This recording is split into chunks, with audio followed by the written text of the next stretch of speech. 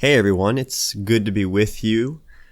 We are doing another devotional, and today I will be reading Romans 1, verses 16 through 18. For I am not ashamed of the gospel, because it is God's power for salvation to everyone who believes, first to the Jew and also to the Greek. For in it God's righteousness is revealed from faith to faith, just as it is written, "The righteous will live by faith." For God's wrath is revealed from heaven against all godlessness and unrighteousness of people who by their unrighteousness suppress the truth. There's a few really awesome truths that I see in this passage.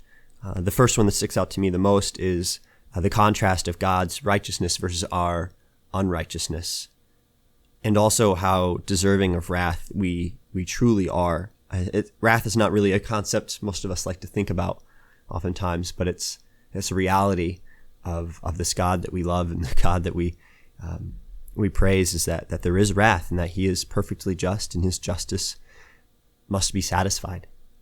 And so we as sinners all deserve wrath. We all deserve punishment for our sin. Because we are sinners, because we are unrighteous, we naturally suppress the truth.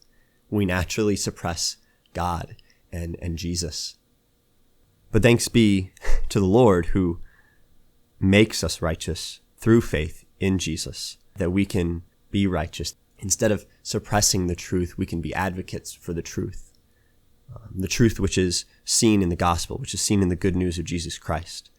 Up in verse 16, we see that Paul says, I am not ashamed of the gospel, because it is God's power for salvation to everyone who believes. The gospel has power. The gospel has hope. The gospel is truth.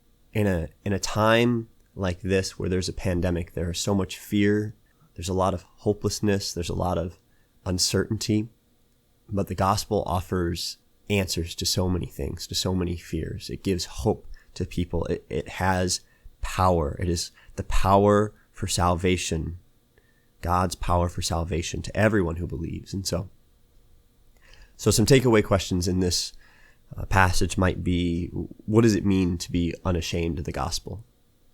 In my mind, it means to be open about the gospel, to be proud of the gospel, to share the gospel. And so I think a good question could be are you unashamed of the gospel?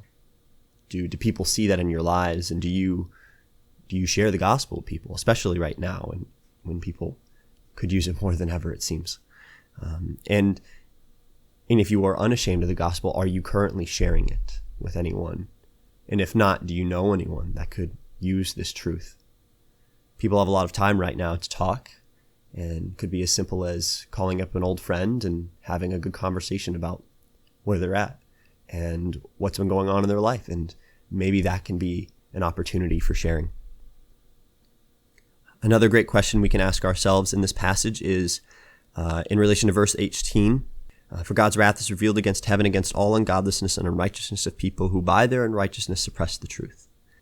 And I wonder this for myself sometimes, is does my sin, does my unrighteousness suppress the truth?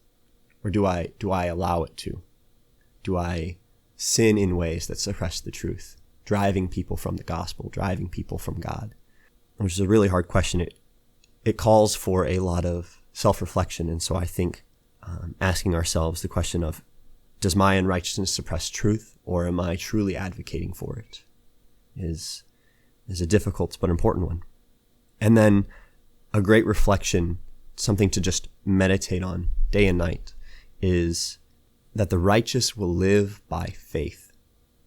That it is not our own doing. It is not by our righteousness, because not one of us is righteous, but our righteousness is from Jesus Christ and through our faith in him. It is not of ourselves, it is of God, and that never fails.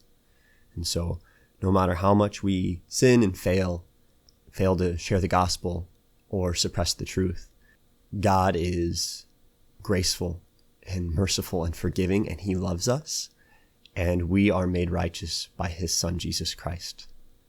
And that covers our unrighteousness. And so that is a wonderful thing to meditate on, the message of the gospel. I hope you guys are able to find truth and hope in God's word, and you are finding more time to worship him and seek him during this pandemic. May the Lord bless you and keep you safe and healthy in the midst of all this chaos. And yeah, I hope you guys have a good day.